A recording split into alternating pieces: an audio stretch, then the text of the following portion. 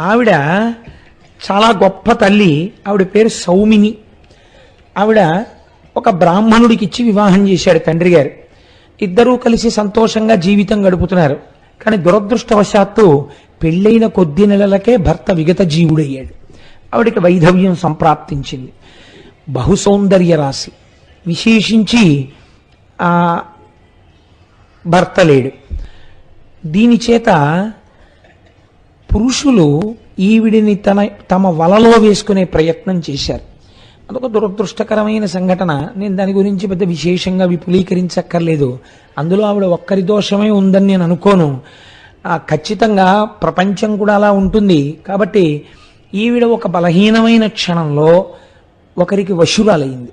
వశురాలైతే ఆనాడు ఉన్నటువంటి కట్టుదిట్టమైన ఆచారముల చేత బ్రాహ్మణ కులంలో పుట్టి కూడా ఇటువంటి పని చేసింది. కాబట్టి అసలు జ్ఞాతులందరూ విడిచిపెట్టారు. అది విచిత్రం. జ్ఞాతులంటే ఇంటి పేరు ఉండి ఆ గోత్రం ఉన్న వాళ్ళెవ్వరూ కూడా ఈమెని అక్క చెల్లెలుగా ఇంటికి రానివ్వమని వదిలిపెట్టేశారు. ఎప్పుడైతే వదిలిపెట్టేశారో ఈవిడ సమాజమునందు చాలా సంస్కారమునందు చాలా వెలితిగా ఉండేటటువంటి ఒక వ్యవస్థలో జన్మించినటువంటి వ్యక్తితో జీవనాన్ని గడపడానికి అలవాటు పడింది. అటువంటి అలవాటు పడి ఉండడం చేత ఆయనకి సంతానాన్ని కంది. కానీ ప్రతిరోజు ఆవిడ కళ్ళు సేవించేది. ఆవిడ బ్రాహ్మణ కాంత. ఆవిడకి ప్రతిరోజు మాంసం ఉండాలి. మాంసము తిని జీవించాలి. మీరు నన్ను క్షమిస్తే ఒక మాట నేను చెప్తాను సభాముఖంగా. నాకేం భయం లేదు ఇలాంటివి చెప్పడానికి. చెడిపోయిన బ్రాహ్మణుడు ప్రవర్తించేంత వ్యగ్రంగా ఎవరూ ప్రవర్తించలేరండి. నేను ఎన్నో చూశాను సమాజంలో సంఘటనలు. అసలు నిజంగా అలా ఉండడానికి సహజమండే అని మీరు అనుకునే వాళ్ళకన్నా దారుణంగా ఉంటాడు భ్రష్టుడైన బ్రాహ్మణుడు సమాజంలో. ఆ భ్రష్టత్వం వైపుకు వెళ్ళకూడదు. కాబట్టి ఏమైంది, ఇప్పుడు ఆవిడ కళ్ళు తాగుతోంది, ఆవిడ మాంసం తింటోంది. ఒక్కసారి లోపలకి ఆ బుద్ధి ప్రవేశిస్తే హీనత్వం ఎక్కడికైనా వెళ్ళిపోతుంది. ఒకనాడు భర్త అని అనడం కుదరదేమో, ఉన్నటువంటి స్థితి రీత్యా ఆయన ఎక్కడికో వెళ్ళాడు పని మీద. ఈవిడికి ఒక రాత్రి వేళ మాంసాహారాన్ని తినాలని కోరిక పుట్టింది. ఎంతటి వ్యగ్రతతో కూడినటువంటి జీవిగా ఈవిడ మారిపోయిందంటే వెంటనే ఆవిడ చూరులోంచి ఒక పట్టా కత్తిని తీసింది. పెరట్లోకి పశువులు కట్టబడేటటువంటి ప్రదేశానికి ఒక దీపం పట్టుకుని వెళ్ళింది. వెళ్ళి అక్కడ ఉండేటటువంటి మేకలలో ఒక మేకని నరికేసి తెచ్చి వండుకు తినేస్తుంది ఆవిడ. ఇప్పుడు ఆవిడ అటువంటి స్థితికి వెళ్ళిపోయింది ఆవిడ జీవనం.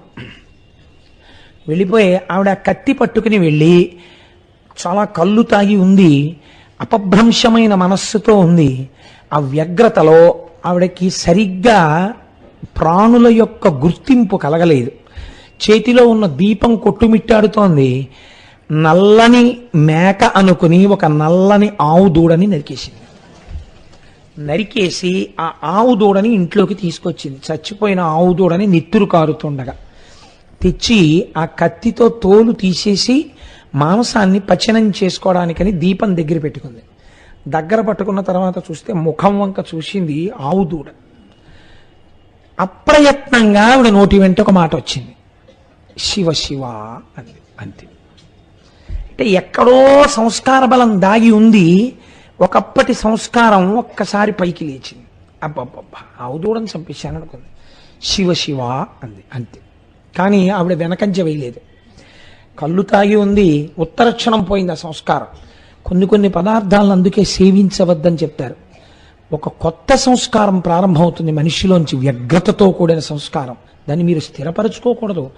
ఈశ్వరుడు మీకు ఇచ్చిన దాంతో ఉన్నతి వైపుకి వెళ్ళాలి. కానీ పతనావస్థ వైపు వెళ్ళే పదార్థం తీసుకోవడం ఏమిటండి, పాడు చేసుకోవడం ఏమిటి?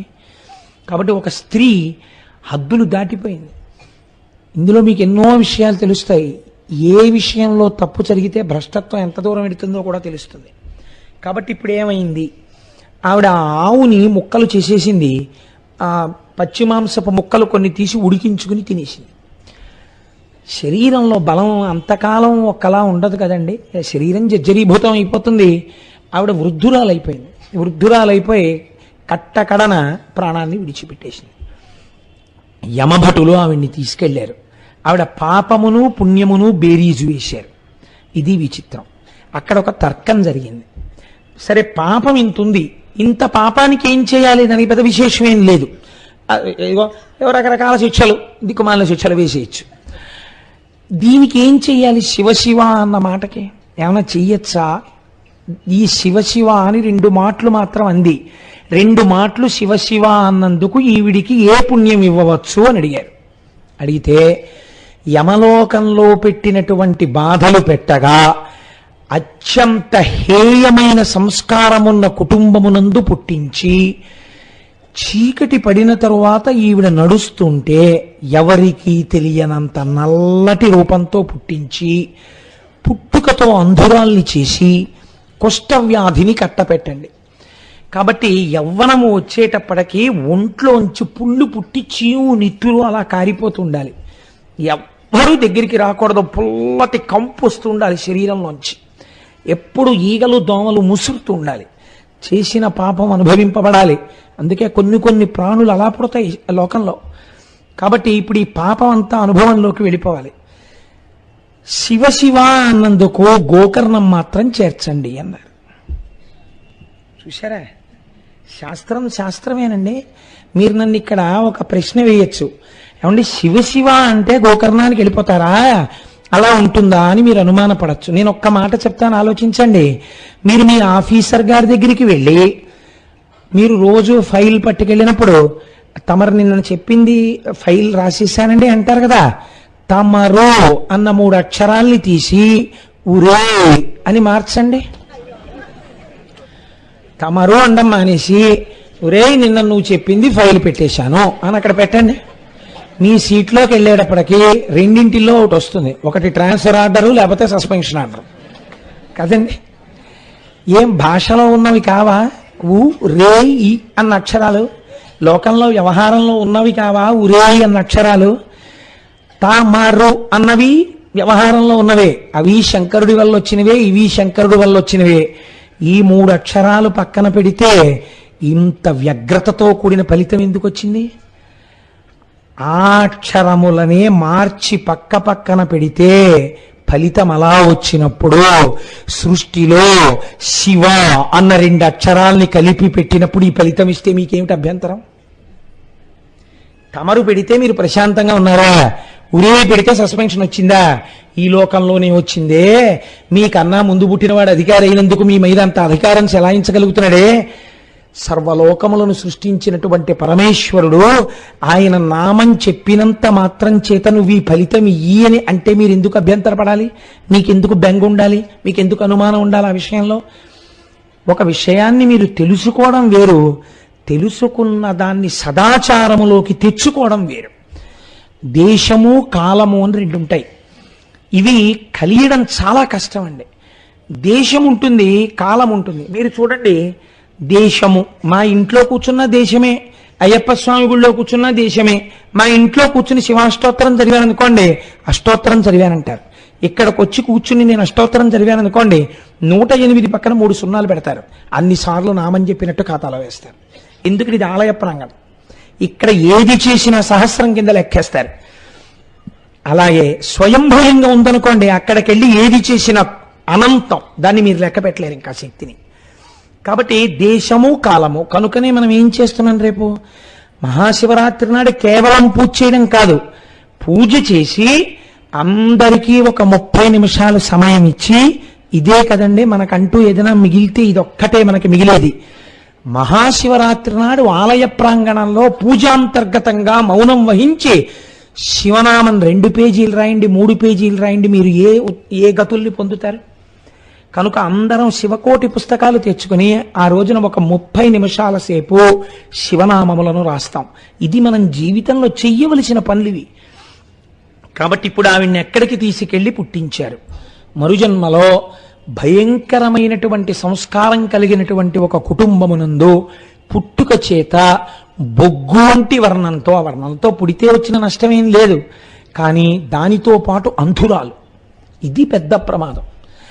ఏమీ తెలియదు, పుట్టినప్పటి నుంచే ఆవిడ అంధురాలు. దానికి తోడు చాలా చిన్న వయస్సులో ఆవిడ్ని కుష్ఠవ్యాధి పట్టుకుంది. ఒళ్ళంతా పాకేసింది. ప్రాణం పోతుందా? పోలేదు. ఇదండి అసలు మీకు ప్రపంచంలో ఈశ్వరుడు వేసేటటువంటి శిక్ష ఎప్పుడు కనపడుతుందో తెలుసా అండి? అన్నీ తెలిసి ఉన్నవాడికి అమావాస్య మరణం, ఏమీ తెలియని వాడికి ఏకాదశి మరణం అని అందుకే వచ్చింది సామెత.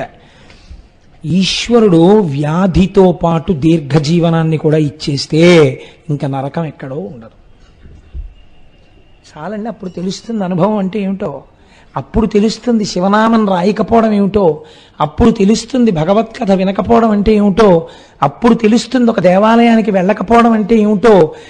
ఎవరు ఉద్ధారకులు అనుకున్నామో వాళ్ళు ఈ మధ్య కాలంలో రిపీటెడ్గా పేపర్స్లో వస్తుంటే అసలు ఈ సంస్కారం ఎటు వెళ్ళిపోతోంది అనిపిస్తోంది. ఇంకా ఈవిడ ఎక్కువ కాలం బతకదని హాస్పిటల్లో డిశ్చార్జ్ చేసేస్తే నేను ఒక వారం క్రితం పేపర్లో చదివాను, తీసుకొచ్చి ఆవిడికి అంత్యేష్టి సంస్కారం చేసేశారు. తీసుకొచ్చి ఆవిడ్ని పాతి పెట్టేయడానికి గొయ్యి తవ్వేసి ఆవిడ్ని అందులో పెట్టేసి పూజ చేయపోయారు. ఒక పేపర్లో వచ్చిందండి, నేను అబద్ధం ఆడలేదు. పూజ చేయబోతుంటే పక్కన ఇంకో శవాన్ని పాతి పెట్టడానికి వచ్చిన వాళ్ళు చూశారు. చూసి అదేమిటి మూలుగుతోంది, కొంచెం ఊపిరుంది, అదేమిటి పాతి పెట్టేస్తున్నారన్నారు. హాస్పిటల్ వాళ్ళు ఇంకొండదు, తీసుకెళ్ళిపోమన్నారండి.